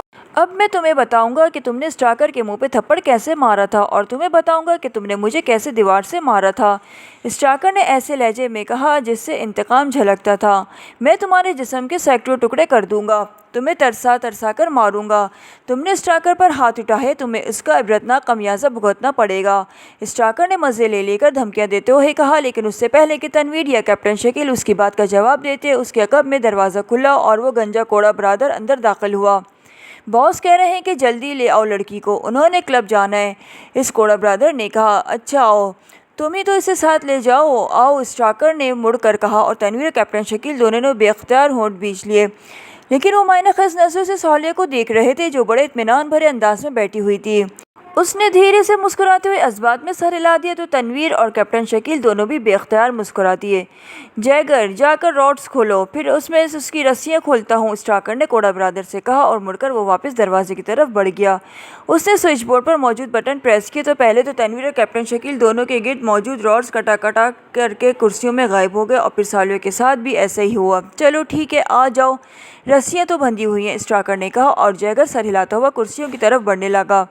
तनवीर और कैप्टन शकील ने रॉड्स हटते ही रस्सियों की गांठें उंगलियों से टटोलना शुरू कर दी, लेकिन जबकि सालिया खामोश बैठी हुई थी। तुम्हारी ज़िंदगी का इन्हिसार बॉस की खुशनदी पर है, इसलिए मेरा मशवरा है कि अगर तुम जिंदा रहना है तो बॉस की ताबेदारी करती रहो, बॉस तुम्हें खुश कर देगा। अगर तुमने कोई गलत हरकत की तो बॉस तुम्हें भूखे कुत्तों के आगे डाल देगा, स्टाकर ने रस्सियाँ खोलते हुए कहा। मुझे मशवरा देने की ज़रूरत नहीं है, मैं अपना भला भुला समझती हूँ, सालिया ने सख्त लहजे में कहा तो स्टाकर एक कदम पीछे हटा और उसने बेख्तियार होंठ बींच लिए। तुम इसकी रस्सियाँ खोलो जैगर, वरना मैं बर्दाश्त न कर सकूंगा और उसकी नाजुक सी गर्दन एक लम्हे में तोड़ दूंगा, स्टाकर ने गर्राते हुए लहजे में कहा। यस बॉस, जैगर ने कहा और आगे बढ़कर वो झटका सा लगा और उसने सालिया के हाथों के गिर्द मौजूद रस्सी खोल दी और फिर उसने उसके जिस्म के गिर्द लपटी हुई रस्सी खोलना शुरू कर दी। स्टाकर सामने था जबकि जैगर साइड पर खड़ा था और उसकी बेल्ट से लटका हुआ कोड़ा सालिया के करीब था। अब खड़ी हो जाओ ताकि तुम्हारे हाथ तुम्हारे अकब में बांध दिए जाएं, स्टाकर ने कहा तो सालिया एक झटके से उठी और उसके साथ ही वो तेज़ी से घूमी और जैगर के सीने पर उसका पूरा हाथ कुव्वत से पड़ा और ज़रब खाकर वो बेख्तियार 2 कदम पीछे हटा ही था कि सालिया ने दूसरे हाथ से उसको कोड़ा जो उसके बेल्ट से लटका हुआ था निकाल लिया और फिर उससे पहले कि वो दोनों संभलते, शराब की आवाज़ तेज़ हुई और कोड़ा पूरी कुव्वत से साइड पर खड़े जैगर के जिस्म पर पड़ा और वो चीखता हुआ उछलकर नीचे फर्श पर जा गिरा। स्टाकर ने जेब की तरफ हाथ बढ़ाया था कि शटरअप की दूसरी आवाज़ के साथ ही कोड़ा उसके जिस्म पर पड़ा और वो भी चीखता हुआ उछलकर नीचे जा गिरा। जैगर ने उछलकर उठना चाहा लेकिन सालिया का बाजू बिजली की सी तेज़ी से हरकत में आ गया और फिर वो कमरा शटरअप शटरअप की आवाज़ के साथ ही स्टाकर और जैगर दोनों की चीखों से गूंज उठा। सालिया मुसलसल इन दोनों पर कोड़े बरसाई जा रही थी और इस तरह पूरी कुव्वत से उन पर कोड़े बरसाई चली जा रही थी जैसे ऐसी कोई मशीन हरकत में आ गई हो जिसकी ब्रेक ही ना हो। तनवीर और कैप्टन शकील दोनों ने इस दौरान रस्सियाँ खोल ली थी। बस करो, ये बेहोश हो चुके हैं और इतने ज़ख्मी हैं कि अब ये न होश में रह सकते हैं और न ही जिंदा रह सकते हैं। हमने उन्हें टमोती को घेरना है, वो निकल ना जाए। आओ, तनवीर ने कहा। हमारी जेबें खाली है, न जाने हमारे मशीन पिस्टल कहाँ हैं, कैप्टन शकील ने कहा। इन दोनों के पास यकीनन होंगे, तनवीर ने कहा और तेज़ी से स्टाकर पर झपक गया जबकि कैप्टन शकील ने जैगर की तलाशी लेना शुरू कर दी। सालिया कड़ी लंबे लंबे सांस ले रही थी, इसका जिस्म पसीने से शराबोर हो रहा था। चंद लम्हों बाद दोनों ने मशीन पिस्टल निकाल कर चेक कर लिए ताकि ऐन मौके पर धोखा ना दिया जाए। स्टाकर की जेब में 2 मशीन पिस्टल मौजूद थे, इसलिए तनवीर ने चेकिंग के बाद एक मशीन पिस्टल सालिया की तरफ बढ़ा दिया और एक खुद रख लिया। गुड सालिया, आज तुमने काम दिखाया है। आओ, तनवीर ने सालिया की तारीफ करते हुए कहा तो सालिया का चेहरा बेख्तियार खिल उठा। ज़ाहिर है तनवीर अपने मुकाबले में किसी की तारीफ आसानी से करने का कायल ही नहीं था। वो तीनों तेज़ी से बैरूनी दरवाजे की तरफ बढ़ते चले गए। टमोती को जिंदा रखना है ताकि उससे मालूमात की जाए वो किसके कहने पर हमारी निगरानी करा रहा है, कैप्टन शकील ने कहा। मुझे मालूम है क्या करना है और क्या नहीं करना, मुझे सबक ना पढ़ाया करो, तनवीर ने कदर गुस्सीले लहजे में कहा तो सालिया ने कैप्टन शकील की तरफ देखा लेकिन कैप्टन शकील के लबों पर मुस्कुराहट थी जबकि उसके चेहरा तो वैसे ही सपाट रहता था। तनवीर ने आगे बढ़कर दरवाज़ा खोला और बाहर झाँका तो सामने बरामदा था। बरामदे के आगे खासी वसी खाली जगह थी, बाहर 4 दीवारी और फाटक था। साइड पर पोरिज बना हुआ था, दाएं बाएं तवील बरामदा था जिसमें दरवाजे थे लेकिन वहाँ कोई आदमी मौजूद ना था। तुम अकब में चेक करो, मैं इस बरामदे में मौजूद कमरे चेक करता हूँ, तनवीर ने कहा और कैप्टन शकील ने इस बात में सर हिला दिया और सालिया को अपने साथ आने का इशारा करके वो बाहर बरामदे में आया और तेज़ी से बाएं तरफ बढ़ गया क्योंकि दाईं तरफ कोई दरवाज़ा उसे खुला हुआ नज़र नहीं आ रहा था जबकि बाएं हाथ पर काफ़ी फासले पर एक दरवाज़ा खुला हुआ दिखाई दे रहा था। जबकि कैप्टन शकील बाएं तरफ को मुड़ गया। ये कहाँ मर गए दोनों, अभी तक लड़की को नहीं ले आए। अचानक उन्हें दूर से इस खुले हुए दरवाजे में से एक टमोती की आवाज़ सुनाई दी तो उनके कदम तेज़ हो गए। तनवीर ने मशीन पिस्टल जेब में रखा और सालिया के हाथ से कोड़ा ले लिया। सालिया खामोश रही, ज़ाहिर है वो जानती थी कि टमोती को ज़िंदा रखना है और फिर ये इमारत न जाने कहाँ है। यहाँ गोलियाँ चलने की आवाज़ें से पुलिस भी मुदाखलत कर सकती थी। वैसे इमारत के बाहर घने और ऊंचे दरख्त काफ़ी तादाद में नज़र आ रहे थे और इमारत अपनी साख के लिहाज से ज़र-ए-फार्म नज़र आती थी। مجھے خود دیکھنا ہوگا، اتنی دیر تو نہیں لگ سکتی۔ تنویر اور صالح کے کھلے دروازے کے قریب پہنچتے پر اندر سے آواز سنائی دی تو تنویر نے کوڑے والا ہاتھ اپنی پشت کی طرف کیا اور تیزی سے اندر داخل ہو گیا۔ اس کے پیچھے صالح بھی اندر داخل ہو گئی۔ بھینسے کی طرح پلا ہوا ٹموتی کرسی پر بیٹھا سامنے شراب کی بوتل رکھے شراب پی رہا تھا۔ تنویر اور صالح کو اس طرح انداز میں آتے دیکھ کر اس کی آنکھیں پھیلتی چلی گئیں۔ تم اس کے منہ سے بے اختیار آواز نکلی اور پھر اس سے اٹھنے کی کوشش کی، لیکن تنویر کا عقب اس کی طرف موجود ہاتھ سامنے آیا اور دوسرے لمحے شٹراب کی آواز کے ساتھ ہی کمرہ ٹموتی کے حلق سے نکلنے والی چیخ سے گونج اٹھا۔ خاردار کوڑے نے نہ صرف اس کا لباس پھاڑ دیا تھا بلکہ جسم پر بھی زخم ڈال دیے تھے۔ پھر جس طرح لٹو تیزی سے گھومتا ہے اس طرح تنویر کا بازو تیزی سے حرکت میں آیا اور شٹراب کی تیز آوازوں کے ساتھ ٹموتی کے حلق سے بے اختیار کرپناک چیخیں نکلنے لگی۔ وہ کرسی سمیت نیچے گرا اور پھر اسے اٹھنا نصیب نہ ہوا۔ وہ تکلیف کی شدت سے بے ہوش ہو چکا تھا۔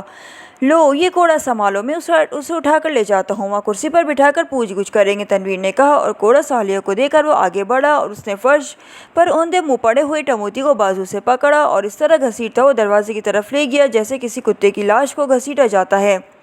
برآمدے میں جا کر وہ اس کمرے کی طرف چل پڑا جہاں کرسیاں موجود تھیں۔ اسی لمحے کیپٹن شکیل چھوٹا پھاٹک کھول کر اندر آتا دکھائی دیا تو تنویر اور صالح رک گئے۔ یہ علاقہ زرعی ہے اور یہ عمارت گھنے درختوں کے اندر ہے۔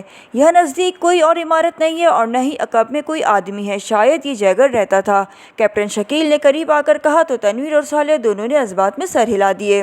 تم مجھ سے پوچھ گچھ کرو، میں باہر ہی رکتا ہوں، کسی بھی وقت کوئی بھی آ سکتا ہے، کیپٹن شکیل نے کہا تو تنویر نے اس بات میں سر ہلا دیا۔ اس نے مجھ پر بری نظر ڈالی ہے اس لیے اس کی موت میرے ہاتھوں میں ہی ہوگی۔ تم نے جو پوچھنا ہے پوچھ لو، صالح نے تنویر سے مخاطب ہو کر کہا۔ ٹھیک ہے آؤ، تنویر نے کہا اور ایک بار پھر وہ بے ہوش ٹموتی کو فرش پر گھسیٹتا ہوا اس کمرے کی طرف بڑھتا چلا گیا۔ کمرے میں لے جا کر تنویر نے زخمی ٹموتی کو اٹھا کر کرسی پر ڈالا اور پھر دروازے کے قریب موجود سوئچ بورڈ پر موجود بٹن پریس کرنے شروع کر دیے۔ ایک بٹن دبتے ہی اس کرسی کے راڈس نکلے اور ٹموتی کے جسم کو جکڑ لیا۔ ٹموتی کا جسم راڈس میں بالکل پھنسا ہوا نظر آ رہا تھا کیونکہ جسمانی طور پر وہ خاصا پلا ہوا تھا۔ صالح سامنے موجود ایک کرسی پر بیٹھ گئی۔ تنویر نے واپس آ کر ایک ہاتھ سے ٹموتی کے بال پکڑے اور دوسرے ہاتھ سے اس کے منہ پر زوردار تھپڑ مارنا شروع کر دیے اور پھر شاید 7ویں یا 8ویں تھپڑ پر ٹموتی کراتا ہوا ہوش میں آ گیا تو تنویر پیچھے ہٹ کر صالح کے ساتھ والی کرسی پر بیٹھ گیا۔ ٹموتی نے ہوش میں آتے کراتے ہوئے اٹھنے کی کوشش کی لیکن وہ پوری طرح کسمسا بھی نہ سکا، البتہ اس کی آنکھوں پر چھائی ہوئی دھند غائب ہو گئی تھی۔ اس کے جسم سے کئی جگہوں سے خون رس رہا تھا۔ اوپری جسم کا لباس بری طرح پھٹ گیا تھا اور چہرے، بازو اور پیٹھ پر زخم نظر آ رہے تھے۔ تم کیسے رہا ہو گئے؟ تمہیں تو میں نے راڈس کے ساتھ ساتھ رسیوں سے بھی بندھوایا تھا، ٹموتی نے کراتے ہوئے کہا۔ تمہاری ہوس نے تمہیں ذلیل کرا ہے، نان سینس۔ اور سنو، تم نے اسٹاکر اور جیگر دونوں کی لاشیں دیکھ لی ہوں گی، یہ ابھی مرے نہیں ہیں، کوڑے کھا کر بے ہوش پڑے ہیں، اور دیکھو اب یہ مر جائیں گے، تنویر نے کہا اور اس کے ساتھ ہی اس نے جیب سے مشین پسٹل نکالا اور دوسرے لمحے تڑتڑاہٹ کی تیز آوازوں سے کمرہ گونج اٹھا۔ گولیاں پہلے اسٹاکر کے جسم میں اتریں اور پھر کچھ فاصلے پر پڑے ہوئے جیگر کے جسم میں اترتی چلی گئیں۔ تم نے دیکھا کہ موت کیسے آتی ہے، اب بولو، تم مرنا چاہتے ہو تو بتا دو اور اگر نہیں مرنا چاہتے ہو تو میرے ساتھی خاتون سے معافی مانگو کیونکہ تم نے اس پر بری نظر ڈالی تھی۔ پھر میرے سوال کا جواب دے دو اور اسے کنفرم بھی کرا دو تو میں تمہیں زندہ چھوڑ کر چلا جاؤں گا، اور ہاں یہ بھی بتا دوں گا تم نے جن پاکیزائی ایجنٹوں کا ذکر کر رہے تھے ان میں سے 3 ہم ہیں، تنویر نے مسلسل بولتے ہوئے کہا۔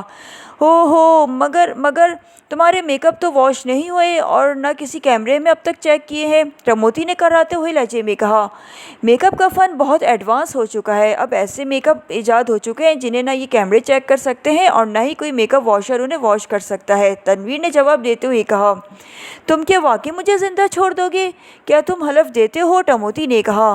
مجھے حلف دینے کی کوئی ضرورت نہیں ہے، اگر تم مرنا چاہتے ہو تو بے شک مر جاؤ، ویسے مجھے تمہاری موت زندگی سے کوئی فرق نہیں پڑے گا، ہمارا ٹارگٹ تم نہیں ہو کوئی اور ہے، بولو جواب دو یا کوڑا لے کر تمہارے جسم کا ریشہ ریشہ علیحدہ کر دوں، تنویر نے سرد لہجے میں کہا۔ تم کیا پوچھنا چاہتے ہو؟ ٹموتی نے کہا۔ یہی کہ تم کس کے کہنے پر ہماری نگرانی کر رہے تھے، تنویر نے کہا۔ سنو، میرا نام ٹموتی ہے اور یہ تمہاری خوش قسمتی ہے کہ تم میرے مقابل آ کر بھی زندہ ہو، ورنہ آج تک ٹموتی کے مقابل آ کر کوئی زندہ نہیں رہا۔ لیکن میں تمہیں بتا دیتا ہوں کیونکہ اس سے مجھے کوئی فرق نہیں پڑتا، مجھے یہ ٹاسک بلیک سن کے ناراک میں نمائندے راکس نے دیا تھا، ٹموتی نے کہا۔ تمہیں اس سے کنفرم کرانا آنا ہوگا، اس کے بعد میں اٹھ کر چلا جاؤں گا۔ تنویر نے کہا، اسے کیسے کنفرم کراؤں؟ ٹموتی نے حیران ہو کر کہا، اسے فون کرو اور جو مرضی آئے کہو، بس مجھے معلوم ہو جائے کہ تم اس کے کہنے پر یہ سب کچھ کر رہے ہو۔ بولو کیا نمبر ہے؟ تنویر نے کہا تو ٹموتی نے نمبر بتا دیا۔ سائٹ دبائی پر فون موجود تھا۔ تنویر نے اس کا ریسیور اٹھا کر کان سے لگایا تو اس میں ٹون موجود تھی۔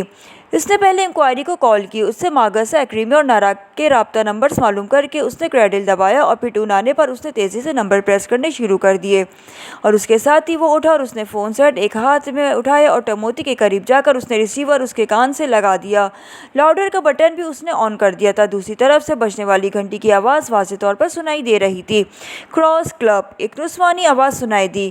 رائل کلب ماگس سے ماسٹر ٹموتی بول رہا ہوں، چیف راکس سے بات کر رہا ہوں۔ ٹموتی نے کہا، ہولڈ کریں۔ دوسری طرف سے کہا گیا، ہیلو راکس بول رہا ہوں۔ چند لمحوں کی خاموشی کے بعد ایک بھاری سی آواز سنائی دی، ٹموتی بول رہا ہوں راکس، پورے 3 دنوں سے پورے محکمے میں میرے آدمیوں نے نیٹ ورک بچھایا ہوا ہے، 500 سے زائد کیمرے کام کر رہے ہیں، لیکن ابھی تک ایک بھی آدمی سامنے نہیں آیا جو میک اپ میں ہو۔ اب بتاؤ میں کب تک تمہارے اس باقی 6 ایجنٹوں کا انتظار کروں؟ ٹموتی نے کہا، تم نے بھاری معاوضہ لیا ہے تو تم کو کام بھی مکمل کرنا ہوگا، چاہے اس میں کتنے ہی دن لگ جائیں۔ باقی 6 ایجنٹ بہرحال آئیں گے اور تم نے انہیں ٹریس کر کے ان کا خاتمہ کرنا ہے۔ دوسری طرف سے کہا گیا، میں 2 روز مزید چیک کروں گا، اس کے بعد مزید معاوضہ لوں گا اور کام ہوگا، کیونکہ میں باقی تمام کام بند کر کے تمہارا کام کر رہا ہوں۔ ٹموتی نے کہا، 2 روز تو گزرے ہیں، پھر بات ہو جائے گی۔ راکس نے کہا، اوکے 2 روز بعد پھر بات ہوگی، ٹموتی نے کہا، اور تنویر نے ریسیور کریڈل پہ رکھ کر فون سیٹ کو واپس تپائی پر رکھ دیا۔ اس نے ہمارے ساتھ تعاون کیا ہے، اس لیے میں نے تو اسے زندہ چھوڑ کر جا رہا ہوں، تنویر نے صلاحیت سے کہا اور رگبی دروازے کی طرف مڑ گیا۔ اس نے مجھے گندی نظر ڈال کر ایسا جرم کیا ہے کہ اس کی معافی ہو ہی نہیں سکتی، صالح نے جواب دیا، اور پھر اس سے پہلے کہ ٹموتی کچھ کہتا، صالح نے جیکٹ کی جیب سے مشین پسٹل نکالا اور دوسرے لمحے تڑتڑاہٹ کی آوازوں کے ساتھ ہی ٹموتی کے جسم پر جیسے گولیوں کی بارش ہو گئی ہو اور وہ چند لمحے تڑپنے کے بعد ساکت ہو گیا، جبکہ تنویر مڑے بغیر دروازہ کھول کر باہر نکل گیا۔ رالف نے ریسیور رکھا تو اس کے چہرے پر مسرت کے تاثرات نمایاں تھے۔ ویلنگٹن سے پارٹی یہاں کلب کھولنے آ رہی تھی اور رالف کو مفت میں اس کا کلب پر آنے والی لاگت میں سے بھی معقول حصہ مل رہا تھا اور کلب میں بھی وہ آدھے حصے کا مالک بن رہا تھا۔ لیکن پھر ایک خیال کے آتے ہی وہ بے اختیار چونک پڑا۔ اسے خیال آ گیا کہ ویلنگٹن میں کوبرا کلب تو بے حد مشہور کلب ہے اور اس کا مالک کوئی لاؤڈر ہے، لیکن فون کرنے والے نے اپنا تعارف ماسٹر گرینٹ کے طور پر کرایا تھا، چنانچہ وہ اس سے ملنے سے پہلے اس کے بارے میں مکمل معلومات حاصل کر لینا چاہتا تھا۔ اس نے سامنے پڑے ہوئے فون کا ایک بٹن پریس کر کے اسے ڈائریکٹ کیا اور پھر ویلنگٹن کا رابطہ نمبر پریس کر کے اس نے انکوائری کا نمبر پریس کر دیا۔ انکوائری پلیز، ایک نسوانی آواز سنائی دی، کوبرا کلب کا نمبر دیں، رالف نے کہا تو دوسری طرف سے نمبر بتا دیا گیا۔ رالف نے کریڈل دبایا، پھر ٹون آنے پر اس نے ویلنگٹن کے نمبر پر رابطہ کیا اور کوبرا کلب کا نمبر پریس کر دیا۔ دوسری طرف گھنٹی بجنے کی آواز سنائی دی اور پھر ریسیور اٹھا لیا گیا۔ یس کوبرا کلب، ایک نسوانی آواز سنائی دی، میں ماگا سے رالف بول رہا ہوں، میں ماسٹر گرینٹ سے بات کرنی ہے۔ رالف نے کہا، ماسٹر گرینٹ وہ کون ہے؟ یہاں تو کوئی اس نام کا کوئی آدمی نہیں ہے، دوسری طرف سے کہا گیا، اور اس کے ساتھ ہی رابطہ ختم کر دیا گیا۔ تو رالف کے چہرے پر حیرت کے ساتھ ساتھ تشویش کے تاثرات بھی ابھر آئے۔ پھر یہ ماسٹر گرینٹ کون ہو سکتا ہے؟ رالف نے بڑبڑاتے ہوئے کہا اور پھر فون کا ایک نمبر پریس کر کے اس نے فون سیکرٹری سے رابطہ کیا۔ یس باس، فون سیکرٹری کی مؤدبانہ آواز سنائی دی، آخری کال جو تم نے مجھے تھرو کی تھی اسے تم نے ٹیپ کیا ہے؟ رالف نے کہا، نہیں باس، وہ تو لوکل کال تھی، آپ نے تو فارن کالز کو ٹیپ کرنے کی ہدایت دی ہوئی ہے، دوسری طرف سے کہا گیا تو رالف بے اختیار اچھل پڑا۔ لوکل کال تھی؟ مگر یہ کیسے ہو سکتا ہے؟ رالف نے کہا، باس کمپیوٹر نے اسے چیک کیا ہے، بلکہ وہ نمبر بھی یقیناً کمپیوٹر میں موجود ہوگا جہاں سے کال کی گئی ہے۔ کال لوکل تھی، فون سیکرٹری نے جواب دیتے ہوئے کہا، اس نمبر کو چیک کر کے مجھے بتاؤ کہ یہ کس کا نمبر ہے؟ رالف نے کہا، یس باس، دوسری طرف سے کہا گیا تو رالف نے ریسیور رکھ دیا۔ یہ کوئی سازش ہے، میں بھی سوچ رہا تھا کہ اتنی بڑی رقم دینے کون آ رہا ہے، رالف نے بڑبڑاتے ہوئے کہا۔ تو تھوڑی دیر بعد فون کی گھنٹی بج اٹھی تو رالف نے ریسیور اٹھا لیا۔ یس، رالف نے کہا، باس جس نمبر سے کال کی گئی یہ نمبر کارسن کالونی کی کوٹھی نمبر 18 میں موجود ہے، فون سیکرٹری نے کہا۔ کیا تم کنفرم ہو؟ رالف نے کہا، یس باس، 100% کنفرم ہو، فون سیکرٹری نے جواب دیتے ہوئے کہا۔ اوکے، اب میری بات ریکارڈ کرواؤ، رالف نے کہا اور ریسیور رکھ دیا۔ یہ لوگ کون ہو سکتے ہیں؟ رالف نے بڑبڑاتے ہوئے کہا اور وہ بے اختیار اچھل پڑا۔ اس کے ذہن میں خیال آیا تھا کہ یہ لوگ پاکیزائی ایجنٹ نہ ہو۔ اسی لمحے فون کی گھنٹی بج اٹھی تو رالف نے ہاتھ بڑھا کر ریسیور اٹھا لیا۔ یس، رالف نے کہا۔ रिकॉर्डर लाइन पर है, बॉस बात करें। फ़ोन सेक्रेटरी की मौतबाना आवाज़ सुनाई दी। हेलो, रॉल्फ बोल रहा हूँ। रॉल्फ ने कहा। यस बॉस, रिकॉर्डर बोल रहा हूँ। दूसरी तरफ से एक मर्दाना आवाज़ सुनाई दी, लेकिन लहजा मौदबाना था। रिकॉर्डर, कार्सन कॉलोनी की कोठी नंबर 18 को लॉन्ग से चेक करके बताओ कि उसमें कितने अफराद मौजूद हैं और वो मुकामी है, एक्रीमियन है या कोई और है। लेकिन ख्याल रखना कि तुमने चेक नहीं होना, फौरी रिपोर्ट दो। रॉल्फ ने कहा। यस बॉस, दूसरी तरफ से कहा गया और उसके साथ ही राब्ता ख़त्म हो गया। फिर तकरीबन 1 घंटे बाद फ़ोन की घंटी बज उठी तो रॉल्फ ने हाथ बढ़ाकर रिसीवर उठा लिया। यस, रॉल्फ ने कहा। रिकॉर्डर से बात करें बॉस। दूसरी तरफ से फ़ोन सेक्रेटरी की आवाज़ सुनाई दी। हेलो, रॉल्फ बोल रहा हूँ। क्या रिपोर्ट है? रिकॉर्डर, रॉल्फ ने कहा। बॉस, कार्सन कॉलोनी की कोठी नंबर 18 में इस वक्त 2 मर्द और एक औरत मौजूद हैं। ये तीनों एक्रेमियस हैं। और रिकॉर्ड्स ने जवाब देते हुए कहा। क्या कर रहे हैं वो? रॉल्फ ने पूछा। वो एक कमरे में बैठे आपस में गुफ्तगू करती दिखाई दे रहे हैं। रिकॉर्डर ने जवाब देते हुए कहा। उस कोठी में इंतहाई ज़ोरदार बेअसर बेहोश कर देने वाली गैस फायर करके उन्हें बेहोश करो और फिर उन्हें उसी हालत में गार्ड पॉइंट पहुंचा दो। ये गार्ड को कह देता हूँ, वो उन्हें वसूल कर लेगा, लेकिन इंतहाई मोहतात अंदाज में काम करना। उन्हें किसी किस्म का कोई शक नहीं होना चाहिए। रॉल्फ ने कहा। यस बॉस, दूसरी तरफ से कहा गया तो रॉल्फ ने क्रैडल दबाया और फिर टून आने पर उसने 2 नंबर प्रेस कर दिए। यस बॉस, फ़ोन सेक्रेटरी की आवाज़ सुनाई दी। गार्ड से बात करो, रॉल्फ ने कहा और रिसीवर रख दिया। थोड़ी देर बाद ही फ़ोन की घंटी बज उठी तो उसने रिसीवर उठा लिया। यस, रॉल्फ ने कहा। गार्ड लाइन पर है बॉस। दूसरी तरफ से कहा गया। यस बॉस, मैं गार्ड बोल रहा हूँ। एक मर्दाना आवाज़ सुनाई दी, लेकिन लहजा खड़ा सा था। रिकॉर्डर, 2 मर्द और एक औरत को बेहोशी के आलम में तुम्हारे पॉइंट पर ला रहा है। तुमने उससे उन्हें वसूल करके स्पेशल रूम में रॉड्स में जकड़ देना है, फिर उनके स्पेशल मेकअप वॉशर से मेकअप साफ करके उन्हें फिर मुझे रिपोर्ट देना, लेकिन ख्याल रखना उन्हें होश नहीं आना चाहिए जब तक मैं ना चाहूँ। रॉल्फ ने कहा। यस बॉस, दूसरी तरफ से कहा गया तो रॉल्फ ने रिसीवर रख दिया। सामीन, कहानी का चौथा हिस्सा यहाँ पर अपने अख्तिताम पर पहुँचा है। आगे के एडवेंचर के लिए नए पार्ट का इंतज़ार कीजिए। FM स्टोरीज़ को सपोर्ट कीजिए, हमारे चैनल को लाइक एंड सब्सक्राइब कीजिए। सभी सुनने वालों का बेहद शुक्रिया। जज़ाकल्लाह। अल्लाह हाफ़िज़।